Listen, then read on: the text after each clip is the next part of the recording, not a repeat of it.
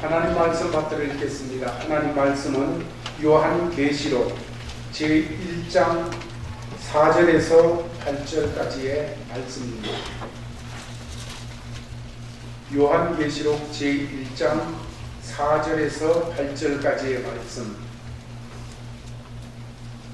찾으셨으면 제가 한 절 다 같이 한 절 교독해서 읽도록 하겠습니다. 요한은 아시아에 있는 7 교회에 편지하노니 이제도 계시고 전에도 계셨고 장차로 오시리와 그의 보좌 앞에 있는 7 영과 또 충성된 주님으로 주를 나오셔서 보존하시고 당연히 그들의 영광을 가르치는 예수를 선언하며 그들과 그들을 사사제로 계시에서 주를 하시고 그의 아버지 하나님을 위하여 우리를 나라와 제사장으로 삼으신 그에게 영광과 능력이 세세토록 있기를 원하노라. 아멘.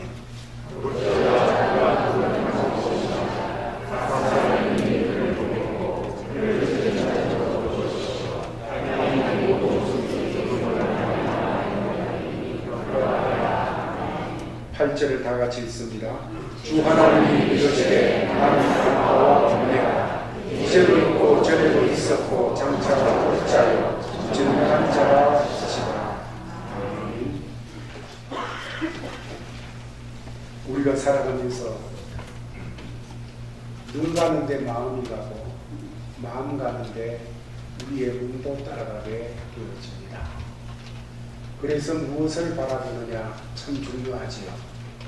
보는 것에 마음이 쏠리게 되고 마음 쏠리는 그곳에 우리의 삶이 따라가기 때문입니다.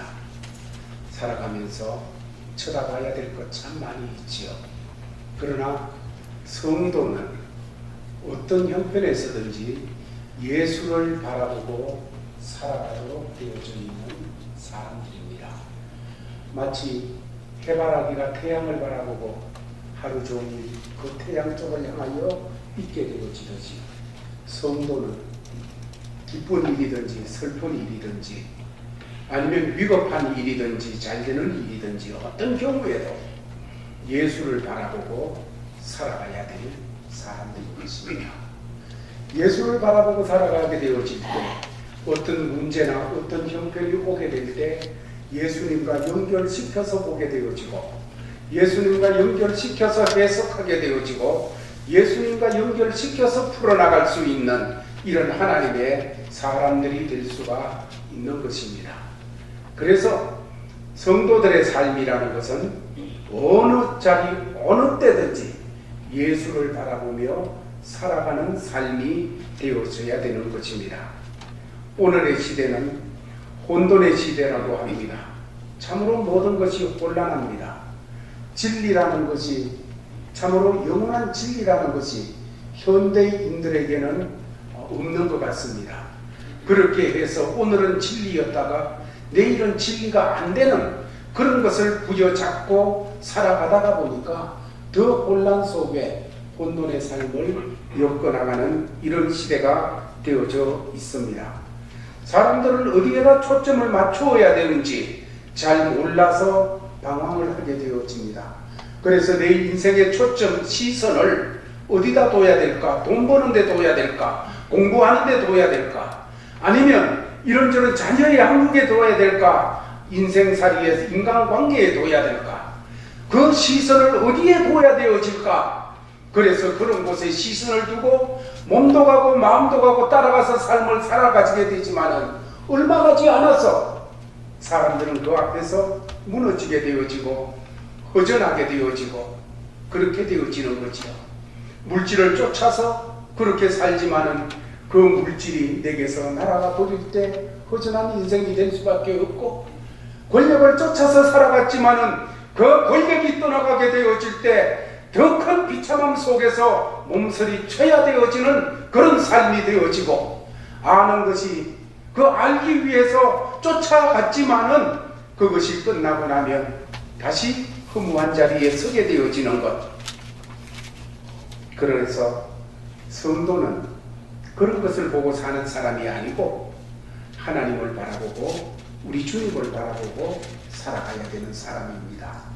사업을 하면서도 그 사업 속에서 주님을 바라보고 살아야 되어지며, 공부를 하면서도 그 공부함 속에서 주님을 바라보고 살아야 되어지며, 인간관계를 맺는 속에서도 예수를 바라보고 인간관계를 맺으면서 살아가야 되어지는 것이지요.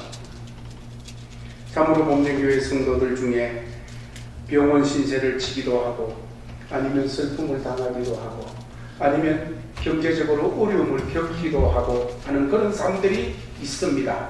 그러나 그런 속에서도 주님을 바라보고 믿음으로 감당하고 꿋꿋하게 주님을 바라보고 그 모든 것을 이겨나오고 하는 이런 성도들을 볼 때 참으로 하나님 앞에 영광이 되고 그 외에 자랑이 되어지는 그런 일을 보게 되어집니다. 그러나 어떤 때는 또 저런 분은 이런 마땅한 자리에서 꼭 주님을 쳐다봐야 되는데 주님을 보지 아니하고 문제만 보고 형편만 보고 참으로 이렇게 되어지는 그런 현장을 보게 될 때는 가슴이 미어지는 것 같기도 한 것이지요. 우리는 살아가면서 어떤 자리에서든지 예수를 바라보고 그 예수를 통하여서 모든 문제를 감당해 나가는 제일가족들이 되기를 예수의 이름으로 축원합니다. 물고기가 물속에서 살아야 되듯이, 꽃이 땅 위에다가 뿌리를 받고 살아야 되어지듯이, 그리스도인은 그리스도를 바라보며 살아갈 때 생명 역사가 있게 되어지고 잘되는 역사가 있게 되어져 있는 것입니다. 오늘 본문의 말씀, 요한계시록 말씀인데, 이 말씀이 주어지던 당시에 예수 믿고 산다, 그리스도인이다 하는 것은 아예 목을 내놓고 살아가는 그런 삶이었습니다. 생명을 내놓고 사는 삶이나 다름이 없다는 것이었죠. 당시의 핍박은 정말로 필설로서 형언하기 어려운 그런 핍박들이었습니다. 그 핍박도 말도 안 되는 핍박들이었어요. 가령 이런 겁니다. 예수 믿는 사람들은 모여서 포도즙을 마시면서 성찬식을 합니다. 이것을 보고 당시 세상 사람들은 표현하기를 저 사람들은 어린애를 잡아가지고 그 피를 마시는 잔인한 사람들이다, 상종 못할 사람들이다, 그렇게 해서 핍박했어요. 또 예수 믿는 사람들이 핍박을 피해서 터굴에서 예배를 드리고 가정집에서 예배를 드리고 은밀하게 예배를 드리는데, 남자만 모이는 것이 아니고 남자도 여자도 젊은이도 어른도 모여서 예배를 드립니다. 예배를 드리고 나서 정말 그 환난과 핍박 속에서도 하나님의 은혜에 서로가 감사하고 기뻐하고 이렇게 하면서 나오는 이런 모습들을 세상 사람들이 보면서 그리스도인들은 성적으로 문란하고 난잡한 쓰레기들이다, 저들이 저런 데 들어가서 성적으로 난잡하게 문란하게 저렇게 사는 것이다, 이렇게 내도를 하면서 핍박을 되었습니다.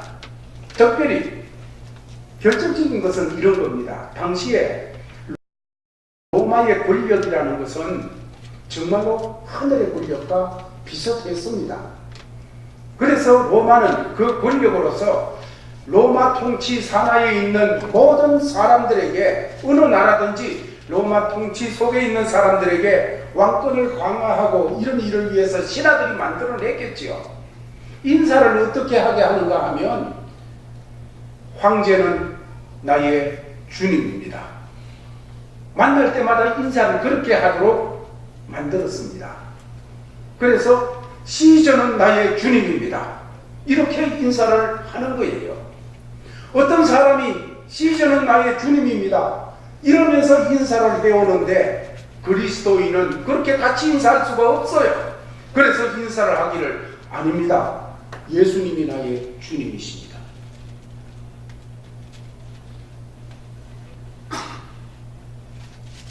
그 한마디에 화형장으로 끌려가기도 하고, 그 한마디에 사자각으로 던져지기도 하고, 그 한마디에 직장도 잃고, 그 한마디에 성으로 유배도 가고, 이렇게 목을 내는 사람들, 이들이 그리스도인들이었습니다.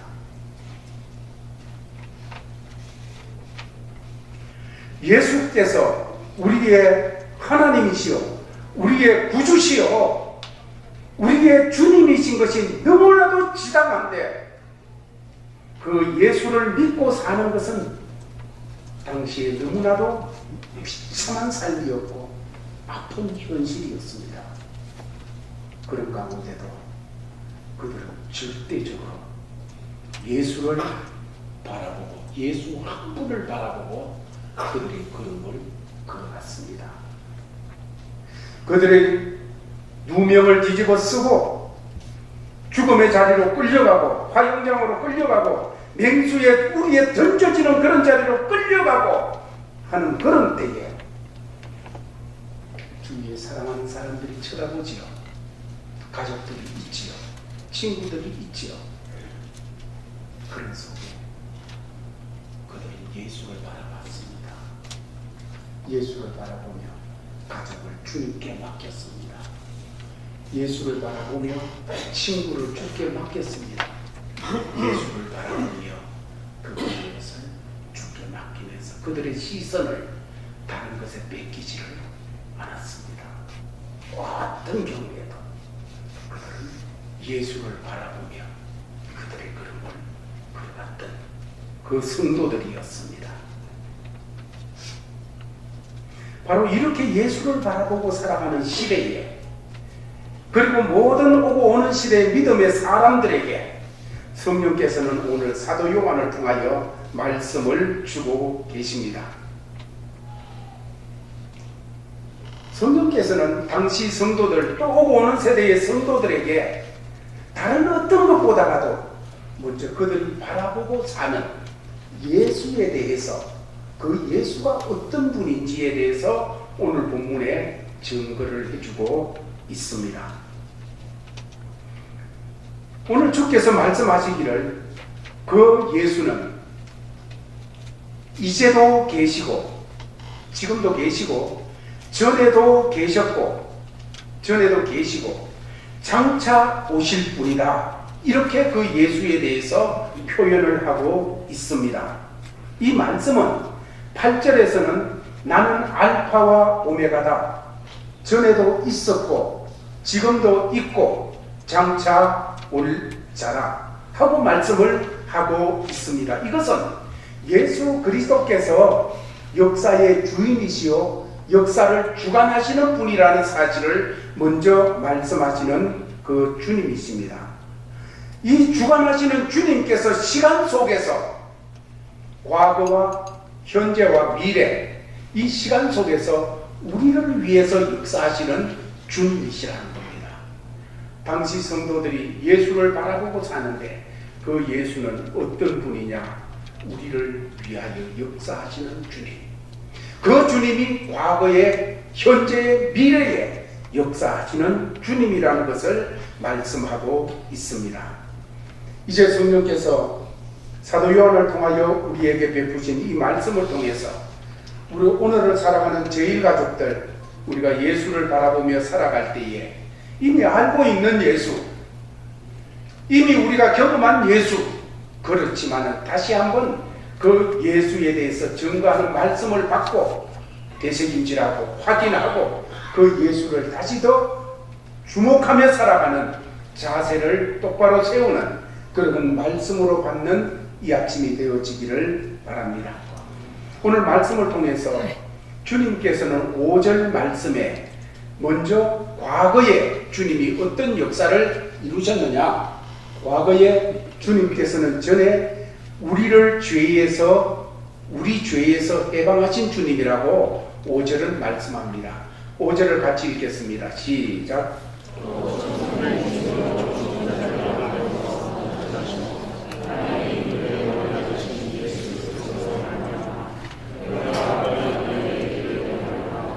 우리를 사랑하사 그의 피로 우리 죄에서 우리를 해방하시고, 우리를 사랑하사 그의 피로 우리 죄에서 우리를 해방하신 이 역사를 이루신 주님이라는 겁니다. 성령께서는 요한을 통해서 증거하시기를 먼저 우리 주님이 죽음 가운데서 첫 번째로 부활하시고 땅의 모든 임금의 머리가 되시는 크신 주님이시다. 하나님이시다.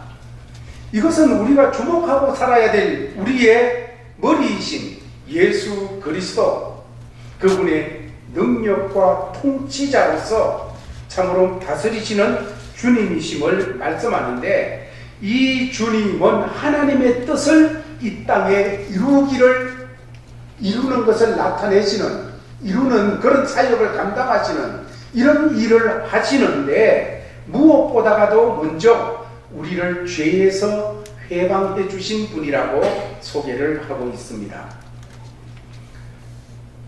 오늘 본문에서 우리 죄를 해방하셨다는 이 단어는 킹제임스 버전에서는 씻으시고 하는 단어로 나타나 있습니다.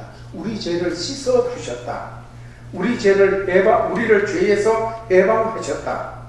과거 시제로 쓰여져 있는데 이미 죄에서 우리를 해방하셨다, 씻으셨다고 하는 사실을 강조하는 말입니다.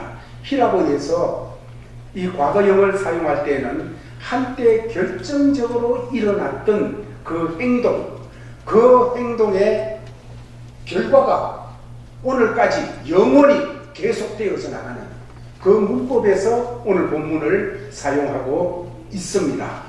그러므로 예수 그리스도의 십자가 사건으로 우리를 죄에서 해방하신 그 사건, 우리를 죄에서 씻어주신 그 사건은 2000년 전에 십자가의 사건으로 한번 일어난 사건이지만은 그때부터 영원히 그 사건은 살아있는 사건이요, 우리에게 역사하는 사건, 그렇게 하신 결과, 그렇게 하신 영향, 이것이 우리에게 계속 역사하는 그 일이라는 것을 말씀하고 있습니다.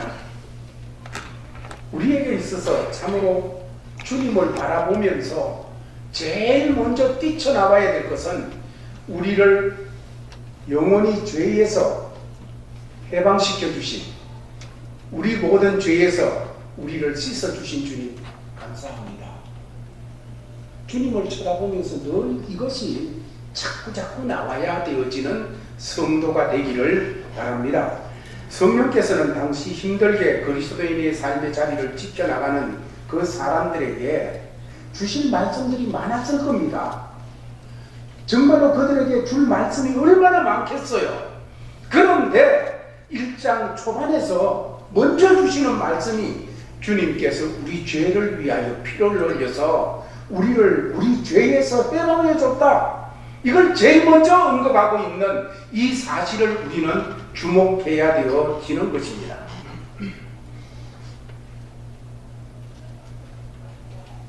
이것은 주님께서 우리 죄를 담당해 주신 이 십자가의 사건, 그리고 우리가 믿음으로 그 예수 그리스도를 구주로 모신 이 사건이야말로 바로 우리의 새 생명의 시작이요, 거듭남의 사건이요, 하나님의 자녀됨의 사실이요, 영원한 천국이 우리 것 된 이 모든 것이 바로 거기서부터 나타났기 때문인 것입니다.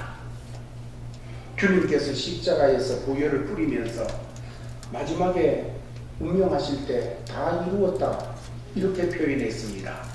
다 이루었다는 이 표현을 직역하게 되면 빛을 다 갚았다 하는 그 단어가 됩니다. 빛을 다 갚았다. 우리 주님께서 십자가에서 보배 피로써 우리의 죄값을 다 갚았다는 말입니다. 죄는 항상 값을 요구합니다.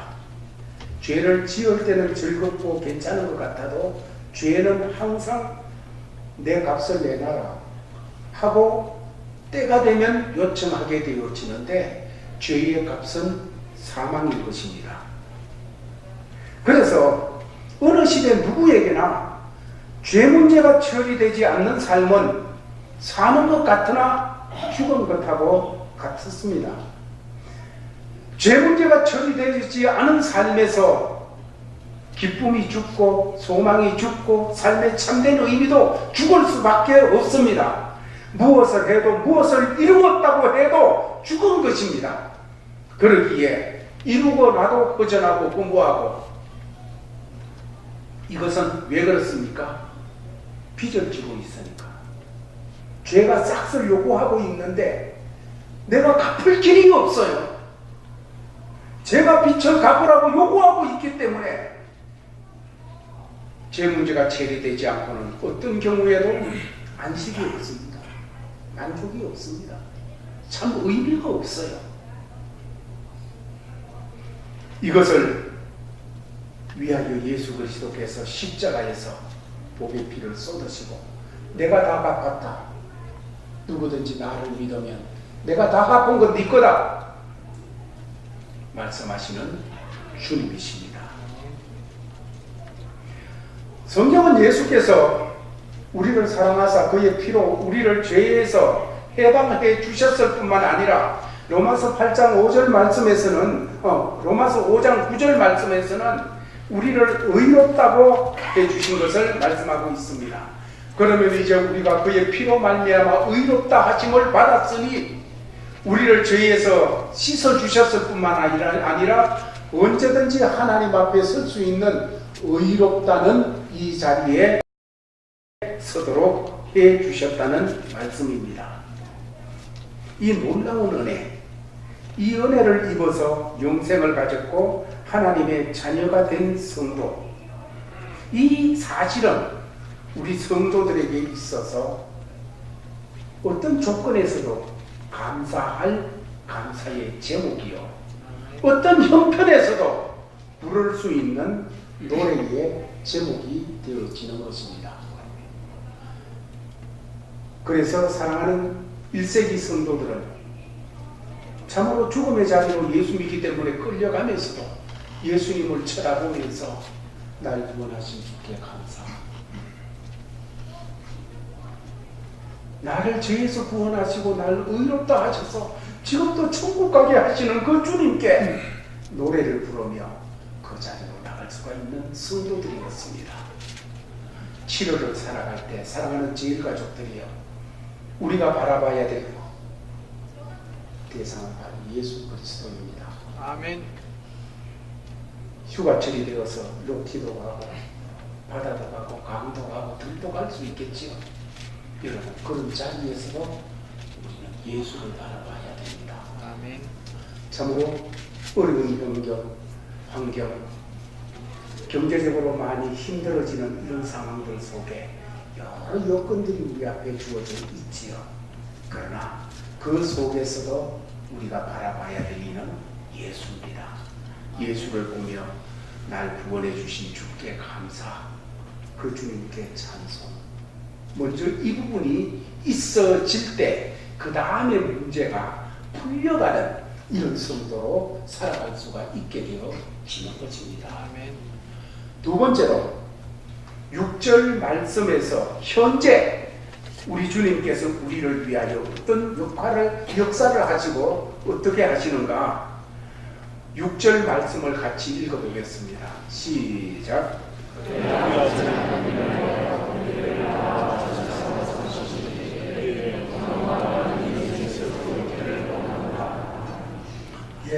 현재 우리 주님께서는 우리를 하나님을 위하여 하나님의 나라와 하나님의 제사장으로 삼으시고 일하게 하십니다. 성령께서 우리가 주님을 바라보며 살아가는 삶의 현장, 그것을 감당하고 살아가는 이런 하나님의 사람들에게 현재 우리는 하나님의 나라다. 우리가 하나님의 나라라는 거예요. 주님을 모신 하나님의 나라, 하나님이 왕이요, 우리는 하나님의 백성이요, 하나님의 그 나라를 위해서 살아가는 하나님 사람이다. 또 하나님의 제사장들이다 말하고 있습니다. 하나님께서는 우리를 이 세상 가운데 두시면서 다른 나라 백성으로 구별하여 세워주셨습니다. 하나님 나라 백성으로. 아마 그 당시 불신자들이 이 이야기를 들으면 코웃음을 치면서 비웃었을 거예요. 무슨 하나님의 나라 백성, 로마 시민이 제일 좋지, 무슨 하나님 백성. 특히 이 말씀을 받을 당시, 이 말씀이 주어졌던 당시에 로마의 황제는 네로였습니다. 또 그에 이어서 도미티안 왕정이었습니다. 이들은 정말로 로마 역사상 가장 극심한 박해를 기독교인들에게 퍼부었던 그런 사람들이었습니다. 그들의 권세는 하늘을 찔렀고 그들의 영화는 정말 극에 달했습니다. 그래서 사람들이 할 수만 있으면 어떻게 저는 네로에게, 저는 황제에게, 로마 권력에게 좀 연결이 되어서 나도 출세할 수 있을까? 나도 저 권력하고 조금 더 가까워져 가지고 내 길이 형통할 수 있을까? 내가 어떻게 출세하고 성공할 수 있을까? 모든 사람들의 관심은 그럴 수밖에 없어요. 그렇게 살아가는 그런 때에 땅의 임금의 머리가 되시는 주 예수 그리스도, 그 나라를 위하여 나는 주의 나라의 백성이다. 그 나라를 위하여 사는 사람이다. 어떻게 하면 그 주님과 더 가까워질 수 있을까? 1세기의 성도들은 그런 삶으로 살았습니다. 이런 사람들에게 베드로 사도는 말하기를 나그네와 해님 같은 사람이다. 나그네와 해님 같은 사람이다.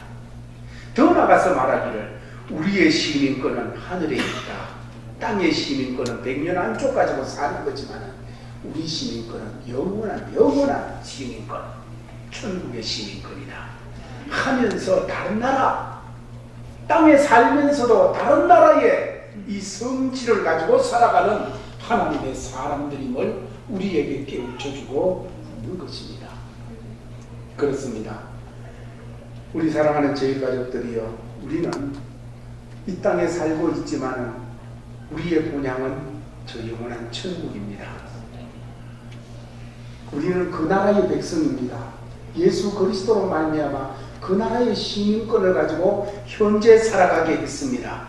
우리는 우리가 발붙이고 살아가는 이 땅을 위해서도 기도해야 되지만 우리의 영원한 본향인 그 나라의 영광을, 그 나라의 어떠함을, 그 나라의 능력과 그 나라의 자원이 어떠한 것임을 이 땅에서 증명하며 살아가야 되어지는 하나님의 사람입니다.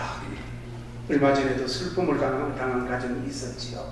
그러나 슬픔 속에서도 하늘의 위로가 더 크다는 것, 정말로 우리의 영원한 시민권이 있는 그곳에서 오는 그 위로가 더 크다는 것을 세상에 보이며 살아야 되는 것이지요.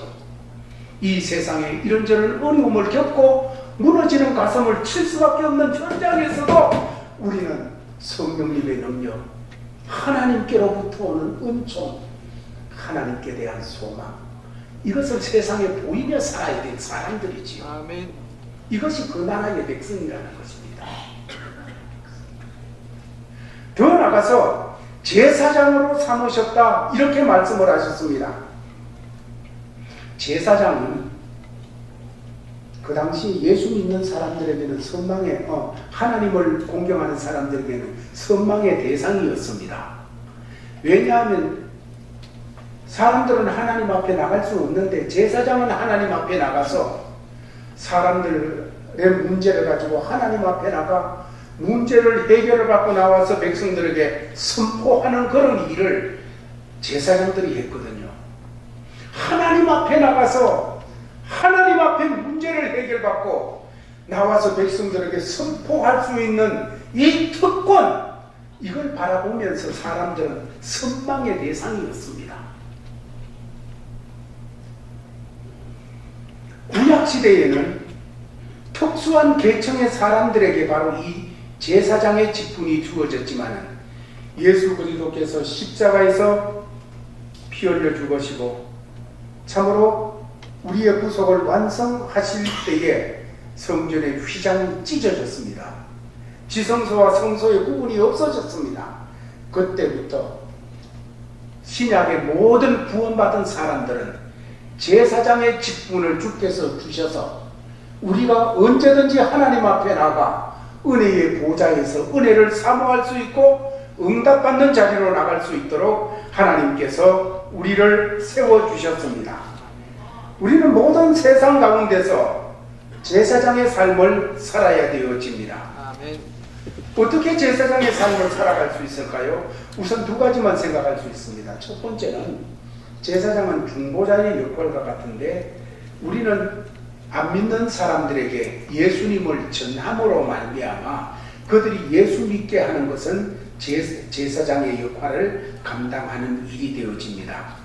우리가 어떤 사람에게 전도하여 그를 하나님께 나와 예배자로 만드는 이 일은 무엇보다 중요한 중재자의 역할이 되어지는 거죠.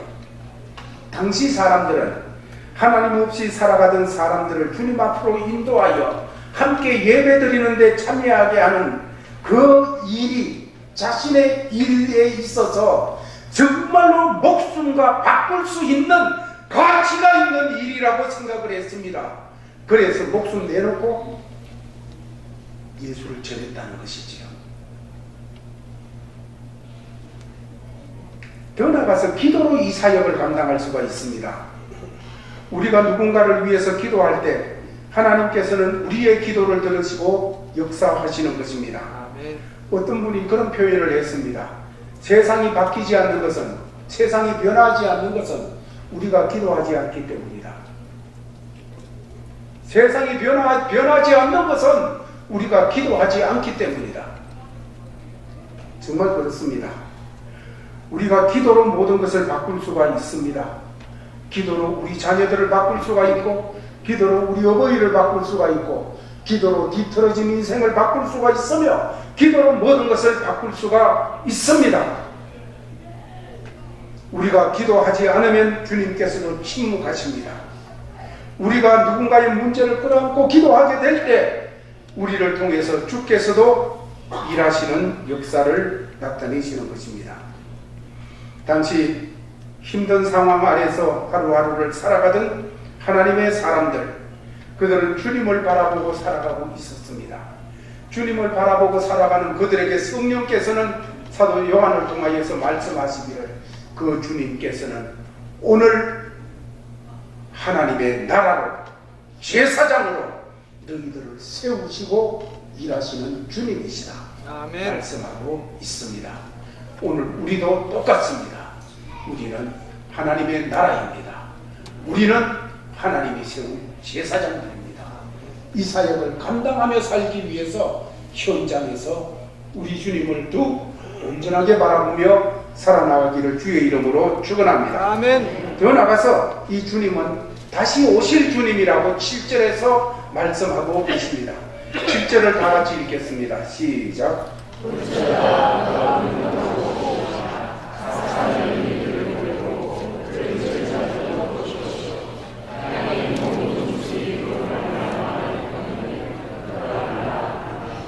주께서 이 땅에 다시 오실 때 그를 찌른 자들은 십자가 사건에 있었던 사람일 수도 있고, 더 나아가서 오고는 계속 시대에 예수 그리스도의 이름을 박해하는 그런 사람들을 지칭하는 것일 수도 있습니다.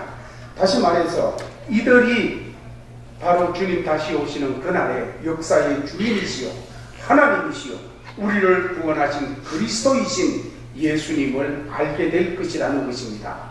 그리고 그분 발 앞에 무릎을 꿇을 수밖에 없습니다.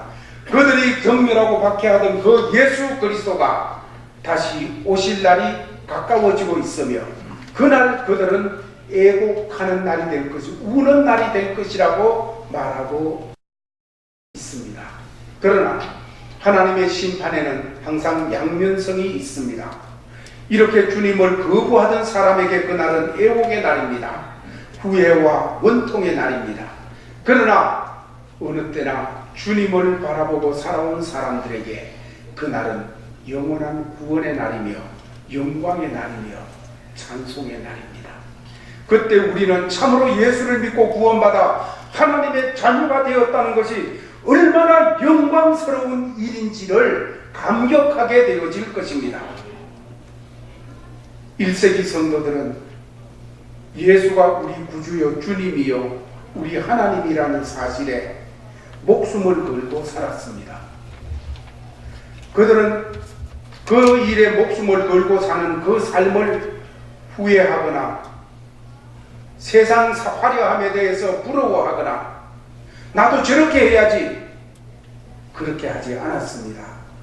그들은 어떤 형편에서도 주님을 바라보며 주님을 쫓아 살았습니다. 주님의 사인에 민감하면서. 그때 그들의 삶보다 오늘 우리의 삶은 더 화려하고 더 풍성함으로 채워져 있을 수 있겠지요. 그렇다고 그들보다 우리가 더 행복하다고 할 수 있을까요? 그들보다 우리가 더 만족한 삶이라고 얘기할 수 있을까요?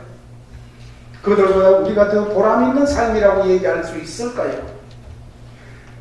그들보다 주님 오실 때에 우리의 상급이 더 풍성할까요?